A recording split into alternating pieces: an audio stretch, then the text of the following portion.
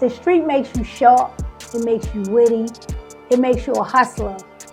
It's a hustle that is unmatched by any other person or any other thing. The street, because you either make it or you don't. You swim or you sink in the street. So when you get out of that lifestyle, it's always in you to be that way.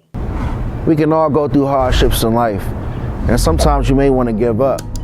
But we're going to tell you how to bounce back, turn it around. This is the Climb Back series.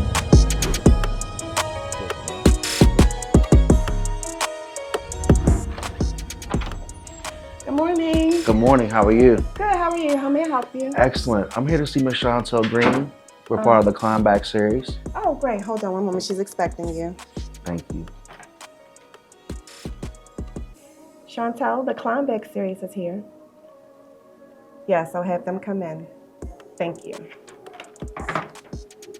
Thank you so much. You're welcome. We are about to introduce you to the CEO of not only More Than Just Friends Adult Daycare, but also the renowned Nurses R Us Healthcare, the Empress of Baltimore herself, Mrs. Shontel Greene. From going from the streets to the drug game, losing her mother to AIDS, to building a multi-million-dollar empire, Shontel tells us how to keep going and climb back. Guys, the Climb Back series is back. It's episode 4, and you're with your boy Hef Streams, and I'm really excited about this one. I've actually been looking forward to this opportunity to actually have this moment to speak to the Baltimore Empress herself, Miss Shontel Greene. Welcome to the Climb Back series. How are you today? I'm so happy to be here. Thank you. We really appreciate this opportunity. Obviously, Shontel is going to tell her story, and the Climb Back series is all about that inspiration. She welcomed us down here today at her beautiful office in Towson, and we're going to get into it. So first and foremost, the Empress, from streets to the suites, right? I did some research. I thought that quote was profound. Talked about that saying of how you went from the streets to the suites. So from the streets to the suites, to me, how I describe it is I was in a bad place. And from that bad place, I took myself to a good place. Took myself to the darkest place in the world, to the lightest place in the world. Profound. So this is one of those questions that I ask. It can be very deep, but however you like to answer it, just let us know, who is Shontel Greene for the people who don't know? And where are you from? I'm just Shontel Greene from Baltimore. I was born a statistic, and I'm just determined to die a winner at any cost. So I was blessed to meet you through a good friend of ours. We have a mutual friend, Purcell. Yes. And you guys grew up in a prolific environment and neighborhood in Baltimore. Talk about Emerson Village and what you got from your upbringing there. Emerson Village. So we are from Emerson Village. That's the foundation. Emerson Village is basically my foundation. It taught me everything I know. It taught me how to survive. It taught me the streets. It taught me how to utilize my knowledge. Emerson Village back then was like a big family. If you lived in Emerson Village, everybody was a family. Back in my day, I'm going to say the late 70s, 80s, we didn't do anything to each other. It wasn't, if you lived in the village, you were protected by the village. It was like one island. We were way away from Baltimore City, and everybody in the village loved everybody.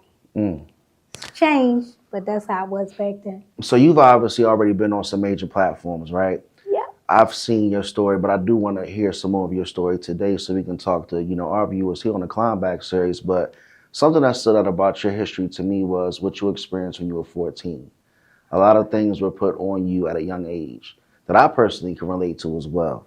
So talk about some of those responsibilities that you had at a young age and how that kind of molded to the direction of what you went towards. So at 14, my mother became a heroin addict, basically. So I was placed in the position where I had to learn how to survive on my own. My father was also a drug addict. I had a great-grandmother. Got to shout her out. But it was a lot of things that I knew would break her heart, so I had to take matters in my own hands. At 14, I was paying bills, paying set-out notices, learning how to take care of myself, learning how to provide for myself, feeding myself, feeding my mother, and making sure my mother's habit was fed because I was embarrassed of her situation. So I basically did what I had to do to survive in the streets of Baltimore. Mm. And with all those responsibilities that you took on for your mom and your family, did you feel like it hindered some of your dreams at that age or things that you were focusing on because you were working so hard?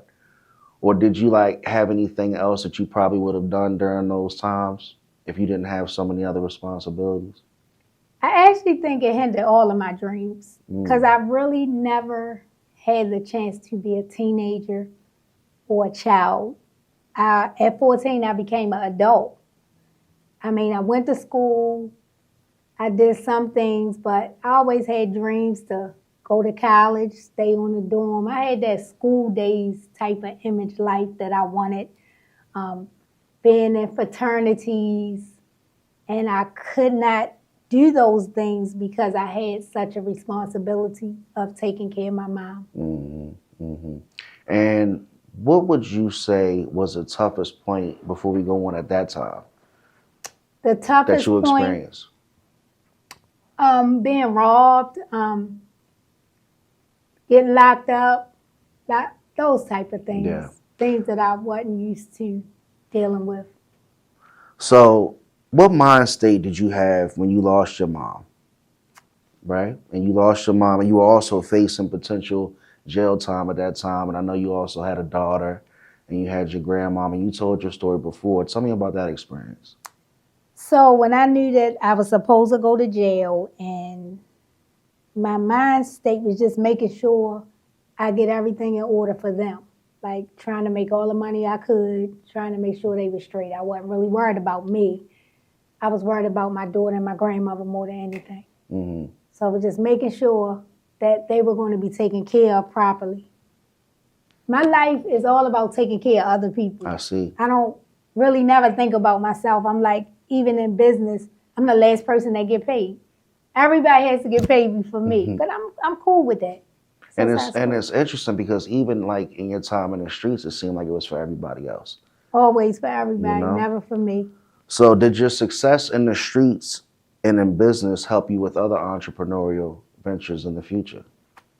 I don't think my success was really in the streets. I think God gave me that experience to be successful in the end. But it gave me the knowledge. Like, there's no way in the world I would be able to conquer what I'm conquering at this point if I didn't have that street part in me. Because the street makes you sharp, it makes you witty, it makes you a hustler. It's a hustle that is unmatched by any other person or any other thing. The street, because you either make it or you don't. You swim or you sink in the street. So when you get out of that lifestyle, it's always in you to be that way. It's profound. So I also heard a quote from you, right? Because I was doing my research. I was looking at some of your other interviews that you had, and you've also been in some articles, and you had said something very profound, and you had stated that you were addicted to money. And you were like, you got to be addicted. But go ahead and just expound on that, like that phrase in itself in that quote. So when I say addicted to money, it's not really addicted to it. Back then I was, you needed to survive. I'm the type of person, I done had it all. I done lost it, had it, been broke, been rich, been poor, been broke. So it's to the point, a comfortable life is suffices for me. I don't have to have all the money in the world.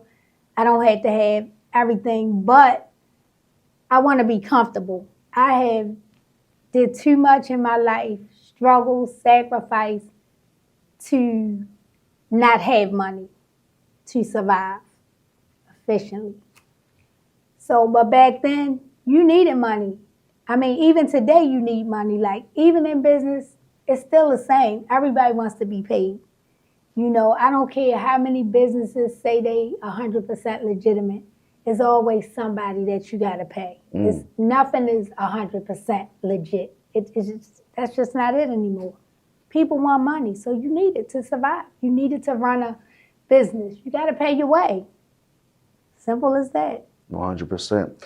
And what's interesting is a lot of your businesses that were successful were in home health care and also in nursing, correct?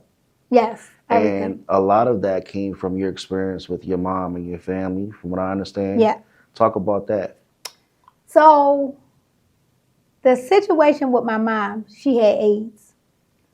I found out she had AIDS later on down the line. I didn't know for a long time. How I found out she had AIDS was she passed out, and the ambulance asked me, did she have AIDS or HIV? I said no. So I went downstairs to get her medicines, and I overheard her best friend tell the ambulance her daughter don't know, but she has AIDS. So that was like how I found out.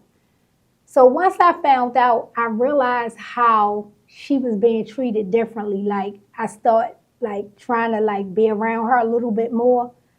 But I realized AIDS to people was like the nastiest thing you can have. People treated her so different, like she had the bubonic plague. So that's when I realized I gotta make a difference in this, because just because somebody has something, you don't treat them any different. So that's when I vowed to take care of people, and I treat everybody the same. And one thing I will say, I don't have nothing against the rich, but I cater to my people, the poor. Mm-hmm. I take medical assistance, Medicaid only, because I have to give them the treatment that they're not going to get from anywhere else, and that's what makes me successful. I'm starting to think that you're addicted to helping people. I think that money, too. Right? I think as I grow in business and I see how much people depend on me, how my patients love me, when they hear my voice, that gives me the motivation to want to help them. It's not a dollar amount on that. Because if you do right by people, you're going to get it anyway. Right. You know, sometimes I can just be going home. I got a check in the mailbox. Where the hell this come from? It got my name on it. Oh, wow. So it's like, you're going to get blessed anyway. It's when you're not doing right, that's when you don't get blessed. Your world crumbles. So you went through your experience with your mom, and I appreciate you sharing that. That's very, tough to talk about. Going through that experience and seeing how she was being treated in her healthcare experience, how did you take the first steps to opening your own business so you can treat people better? So the first thing I did is I stayed in school. That's one thing. I never got out of school. You called yourself a nerd. I couldn't believe it. I've been in school all my life. It's crazy. Always stayed in school despite of all my downfalls. I stayed in school regardless. So it was like, I knew that I wanted to make a difference, and I knew the only reason or the only way was through education. So I made it a priority. From the kindergarten, I've never missed one day out of school. Even now, I just pretty much finished. I've never missed a day out of school. Never. So education was very important. You figured that was something you were going to need as far as like taking the big step to finally opening up your first business. How did that go?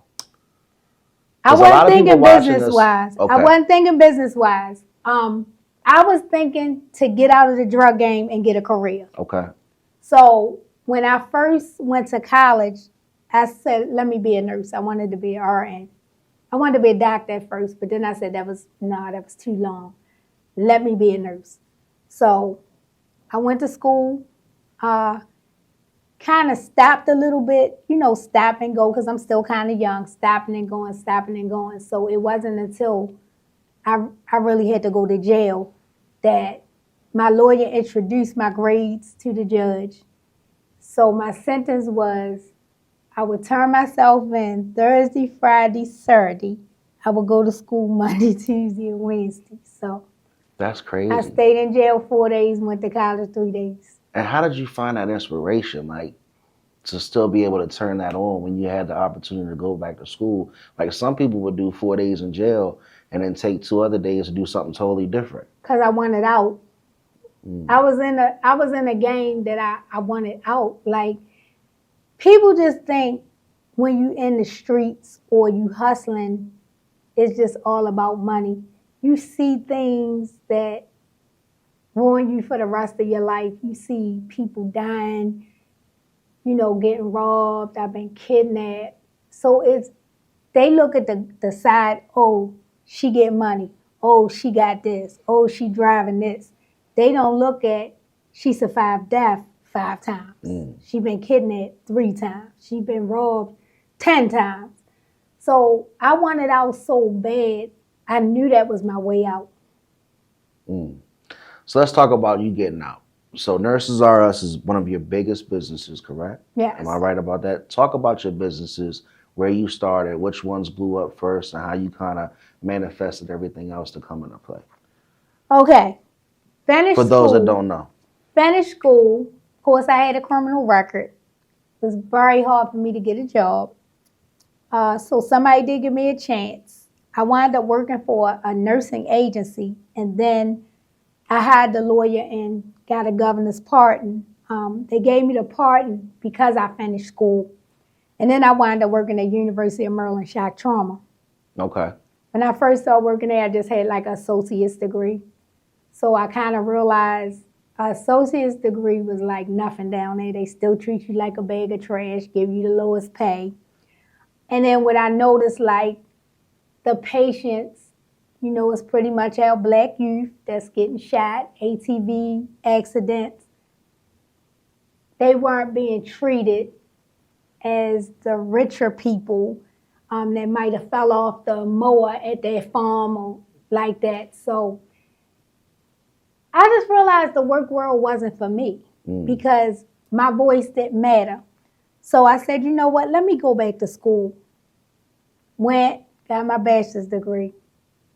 So what you said is you were realizing that working for others, you really weren't being heard, and like your dreams weren't being fulfilled at that time. You can't make you don't make a difference really. Gotcha. Because everything is a policy and procedure in that corporate world. Everything is done by policy and procedure, not by the right way. You know, you get medical assistance, you're going to get the generic Percocet. You got Medicare, you're going to get the real Percocet. I couldn't make a difference in the work world. Right. Because I had to follow rules. In my world, I still have to follow rules, but I can amend the rules to make it better for the patient. So what was your first major success? When you started to realize now you can work for yourself? That wasn't a major success at first. And that's what I try to tell people. They see you with all these things. So opening Nurses R Us was really tough because I didn't have somebody to go to and ask them how to do it. Me and one of my girlfriends sat down. We wrote our stuff out, filled out our applications. It was really difficult to get the patients because I didn't know how to get paid for getting the patients. So everything I did was like researched. And I realized that I had to go for a state contract. So I wound up getting a state contract. Once I got the state contract, I started getting patients. But then I realized, why am I waiting for the state to give me patients? And then I had to put my tennis shoes on and I had to go outside and I had to get patients. So once I went outside, you know, in the projects, in the low income area, handing out flyers, putting stuff in people's mailbox, I started blowing up. I started getting more and more. 100 clients turned into 200 clients. And, you know, then you just start getting more. But I realized it was the same. I still had to hustle. It's just a different kind of hustle. It's not the bad hustle, it's the good hustle. So what would you say to up-and-coming entrepreneurs like yourself who really didn't have that guidance? Like you say, you researched a lot. Like, where do I go and research and find this information if, like, I'm coming from being a nurse to wanting to open up my own healthcare? So basically, what I did, it wasn't really a lot of online stuff back then. I called Office of Healthcare Quality. Wow. I asked them, how do I open up an agency? And they were nice. They sent me the paperwork. People want this get-rich-quick stuff. You have to do it yourself because if you don't do it yourself, how are you going to learn it? You have to master a business in order to be successful in it. If you can't master your own craft, you can't be successful. You won't be successful. 100%. And I also read that you had like a conference, I think in 2022, where you were running, trying to show entrepreneurs how you can break that chain. You got some wonderful quotes, and then we're going to talk about the books you got and things of that nature. So talk about when you said you were ready to break the chain. So breaking the chain was pretty much, that was a success. I had 100 tickets, sold out in 2 days. Wow. I had people come from all over the world to come to this conference. And I've opened 28 very successful businesses out of breaking the chain. That's incredible. Kind of stopped breaking the chain, and the reason why, because I got really busy. I went back to school to pursue a higher degree.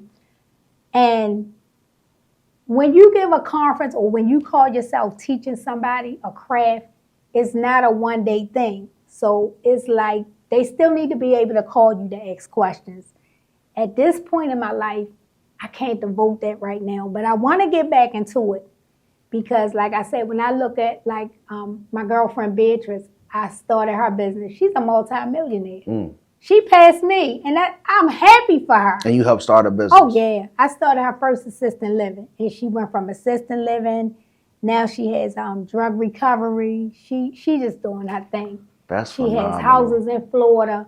And when I know that I contributed to that, I would love to do that for so many other people. But it's just like my time is a little, so I'm going to get there again. Well, that's very admirable and profound. Like I said, I'm inspired. And that's what I hope that we can have people that watch this show, to see a person like you just grind, come from the streets to the suites and do what you're doing to where now Forbes is covering you. You know, your business of multi-million-dollar corporations. I mean, it's phenomenal stuff, right? I get chills just thinking about what you're doing. And people are recognizing you too. Like you told me in our conversation, when you go places, people are spotting you and seeing what you're doing. Yes. And some other media people like myself are seeing you, and you're getting more and more of those opportunities. So I know you've been on some other great platforms. What were some of your favorite platforms that you had a chance to be on? My favorite platform was, I'm going to say Matthew Knowles, Beyonce's father. And the reason why he was my favorite, because both of us had a knee replacement the same exact day. So I had scheduled this with him, and I had just got my knee replaced. So we get on the platform, and I was like, I'm going to try not to know it. I just had a knee replacement. He was like, I just had one too. What a coincidence. Yeah, so that was amazing. And we really, and another good one, I was on Michael Cooper. He was a Los Angeles Laker. Yeah. I was on his podcast, and we got like 400 million views. My podcast was different, but he was a good one because he knew a lot of people from Baltimore, and he asked me like about Liddy Jones and all these ex-kingpins, and I was like, he was trying to take you there. And I said, let me find out you was in the streets. So, I mean, this one is great. I think all of them are great. Tasha K was a good one because I was ready for her. I thought she was going to come for me, and she was just like, come. Tell us how she saw you, how she met you, if you don't mind. I wound up bumping into her. I was in Miami and shopping. And then also she told me she had watched my American Gangster Trap Queen. Which was on BET. It was on BET Plus. But we just connected, and it's like everything we were just talking about, how when you get $1, everybody want to see you. Like we had so many things in common on that platform. It was just like crazy. Because I think I'm the only one go through what I go through, but apparently not. So we linked really well. So, big time stuff. You've done a lot. You've accomplished a lot. How old are you now, if you don't mind me I'm asking? 50 years old. I'd 50. have never guessed. 50. And with that, so we know you have some other major productions coming down the pipe. So talk about your book and talk about the movie that you got coming. So my book, it was with a publishing company, but it's so much with those contracts. So I took it from the publishing company because they're about to start doing my movie. It's already written, already finished. It was with Hillionaire Productions. We didn't see eye to eye on certain subjects. So it's being shopped around by Andrina Hale, who is a great, she's a wonderful director. She actually directed my American Gangster Trap Queen episode. She's did a lot in the music industry. She's worked with a lot of great pioneers. So me and her have actually partnered up. I actually just signed the deal, and I'm probably saying her name wrong, but it's Sean Zanata. She is actually the publicist. She was the publicist for Wendy Williams for a long time. Wow. She really helped Wendy build herself up. So I'm very anxious about working with Sean. Movie I have coming out is called Mastermind, Born a Statistic, Determined to Die Winner. Say that title again, Mastermind. Born a Statistic, Determined to Die Winner. Okay. And that is basically my life story, which I am executive producing that myself. I can't wait until that comes out. I know it's probably hard to put a time on it, but when and where do you think we can find it in the future? The good thing is written. Okay. I think we shall have a home within the next couple weeks. Phenomenal. And I'll be able to, once we get the home, I'll be able to talk about when. So, Mastermind, you got the book that you worked on, and you also have your hand in some music because you talking, you know, a lot of people, and I do want to shout out your daughter and the music that she's been working on. You want to just touch on that? T Savage. My daughter is a wonderful artist. She actually just did some music with BG. They have a song, but we can't release it yet for some legal reasons. But hopefully by the next 2 months, we get that song together, mastered, and we'll be able to release it then. Excellent. So I just want to say, you know, I really appreciate you sharing all, you know, your information with me.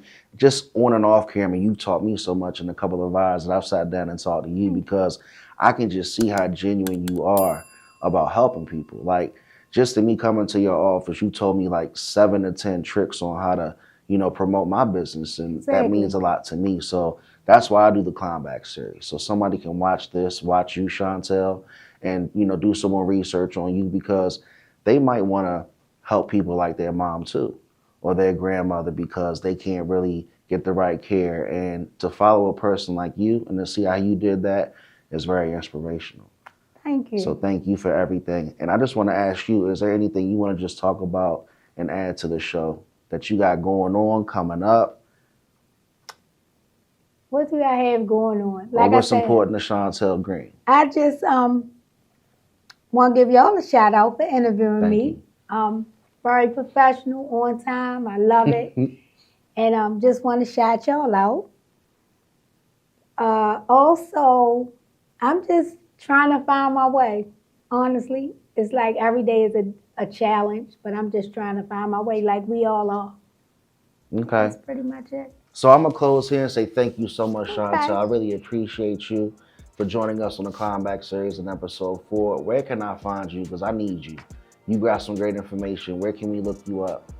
Shontel, my thing, ShontelGreene.com. That's It's it. as simple as, yep. ShontelGreene.com. So That's there it. it goes. Oh, Climb y'all Back have my series. number, yep. Episode 4, Miss Shontel Greene, the Queen of Baltimore. All right.